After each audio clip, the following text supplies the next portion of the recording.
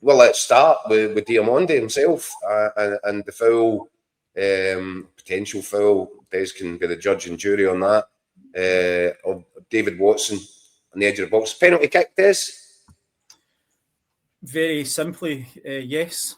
Yeah, I think we brought it up last year, the Vaclav Černý incident with the Celtic and Rangers Old Firm semi-final. This is entirely the same. If it's a challenge, then a tackle generally stops where it is, but this is a pull, and the pull has continued into the penalty area.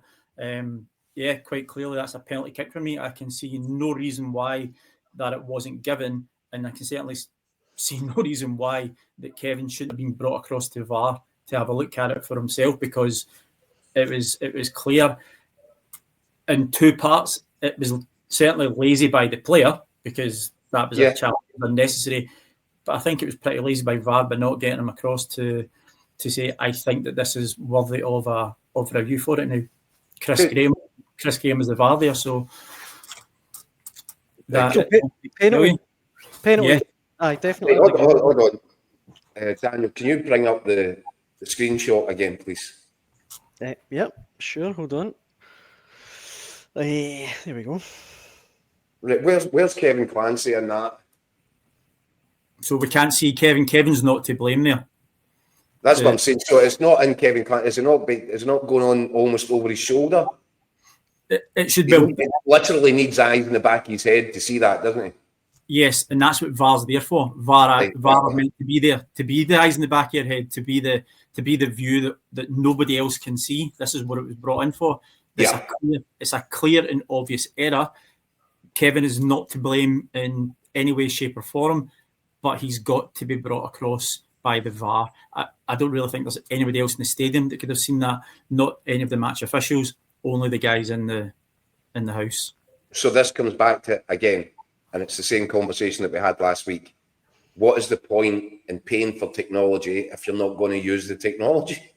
It's madness. Who was calling the shots for VAR for that one?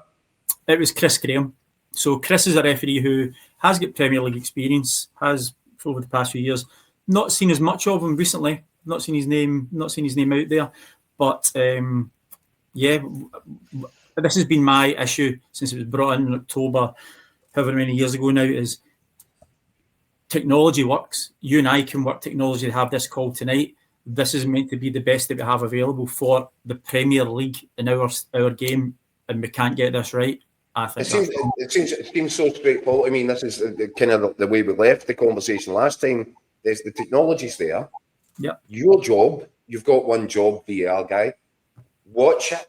Look at the replays. If there's something there that you think the referee hasn't seen properly, call him at the screen and let him look at it and make his mind up. Yeah. I fail to see why we're finding this so difficult. I can't offer you any more. The partners are probably sick of the sound of me reiterating that this is what they're being coached. This is when they're being told when to intervene. So either they're doing what they want on their own merits, or they're following their coaching, and the coaching's not very good. Okay. And we have a VAR. We don't just have the head of refereeing. We have someone whose specific job is to coach the VAR. We have a VAR manager who's there as well. So surely that should say that we get even less wrong, because we'll get the coaching from the top, and we'll get coaching from his right-hand man who's brought in for that one role. And by the way, they had jet pilots brought in, didn't they, in the summer to help with the communications and get all the jet pilots in the world won't matter if you don't know that what you're looking at is a foul. So we're going to say that Tom Cruise should be our next VAR manager. That'd be good, aye. Why not?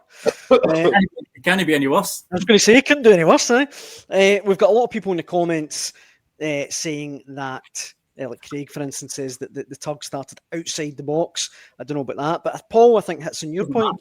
Why no check? I don't get it. It's so obvious. Why would you not even go, like, just give me a wee minute, check this? Bizarre. Yeah.